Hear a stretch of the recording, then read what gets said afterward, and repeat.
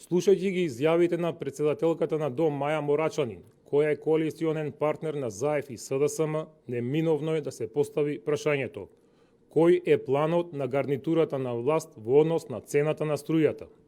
Дали тоа што во моментов ДДВ-то за домакинствата се намали на 5% за цената на електричната енергија и тоа за период до 30 јуни 2022 година е само за лажување на народот додека да поминат изборите? Дали ова значи дека СДСМ заговара поголема цена на струјата после изборите? Судејќи според начинот на кој во моментот СДСМ ги води најголемите енергетски компании ЕЛЕМ и МЕПСО, неминовен е колапс на истите кој ќе резултира во енормно покачување на цената на струјата во иднина. Истото може да се заклучи и од изјавата на Морачанин, која тврди дека струјата треба да е скапа за да ја користиме што помалку. Ова внесува сомнеш и предупредување дека од следната година навистина не чека ценовен шок заради можниот пораст на цената на струјата. Ако цената е скапа, за да ја користиме што помалку како што тврди Морачанин, како тогаш граѓаните да ги задоволат основните животни потреби за енергија? Користењето на електрична енергија не е луксус, туку основна потреба.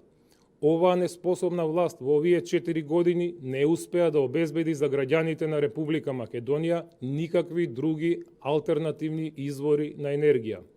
Домакинствата немаат пристап до газ како алтернативен извор на енергија, затоа што во изминатите 4 години со СДСМ гафисификацијата, која што требаше да се изведува, целосно запре, со што на граѓаните им е нанесена непоправлива штета. Во исто време, нафтените деривати драстично поскапеа со ланското зголемување на акцизата за дизелот и сегашната најавена еколошка такса за сите видови бензини и дизелот. Законската регулатива не е уредена во корист на домаќинствата, па тие не можат да инсталираат фотонапонски панели на своите кровови за да продаваат електрична енергија. Тогаш како народот да ги задоволи основните потреби за енергија? Контрадикторни се политиките на власта, дека струјата треба да е скапа за да ја трошиме помалку, а од друга страна, на големо се делеа субвенции за клима уреди со инвертори кои работат на струја. Дали ова значи дека власта е тотално изгубена во своите енергетски политики, кои не се ништо друго, освен тактиката за подкуп и купи ден помини? Дали освен што според нивото на корупција сме на 111 место во светот, на исто такво место ќе се најдеме и според рангирањето на задоволување на основните потреби за енергија, длабоко на дното на листата земји од светот заедно со земјите во Африка. За разлика од СДСМ и ЗАЕФ, ВМРО ДПМН има план, има стратегија како од Македонија да направи понапредна, поразвиена и постабилна земја во делот на енергетиката. Наша цел е поевтина струја за сите граѓани, а во исто време и почист воздух и поздрава животна средина. Со зголемувањето на домашното производство на електрична енергија, кое сега е на ниво од 60% од тоа што беше во 2017 година, а во исто време и со модернизација на рек Битола, со инвестирање во еколошки филтри, со десулфуризација во постројката, ние ќе го продолжиме животниот век на рек Битола. На овој начин ќе обезбедиме ниска цена на струјата за граѓаните со истиот број на вработени и без отпуштења, при тоа водејќи сметка за намалување на загаденоста на воздухот, бидејќи приоритет на ВМРО ДПМН е заштита на животната средина.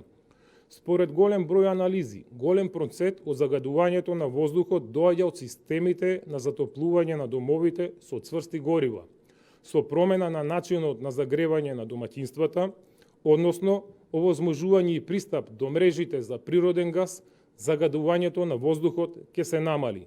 Целта на ВМРО ДПМН е секој домакинство да добие можност за бесплатен приклучок на газ. Нашиот план е најмалку 50% од домакинствата да добијат бесплатен приклучок на газ, со што загадувањето на воздухот ќе се намали. ВМРО ДПМН планира зголемената акциза од 3 денари за дизел горивото и парите кои сега непродуктивно се трошат да ги врати назад кај граѓаните преку вложувањето во образованието, културата и спортот. Еколошката такса, која сега ја заговараат, така наречената кризен данок, околу 4 денари на бензините и нафтените деривати, не треба да се донесе, бидејќи тоа не е ништо друго, освен начин како од граѓаните да се надополни дупката во буџетот која се создаде поради намалениот ДДВ за струјата. Почитувани, ова е дел од планот за енергетиката на ВМРО ДПМН. Ке значи поевтина струја за сите, ефтин газ за домаќинствата, поздрава животна средина и чист воздух, а во исто време зачувување на работните места. Ова е нашиот концепт за енергетиката во Македонија. Почитувани, време е за Македонија, за сите луѓе. Благодарам.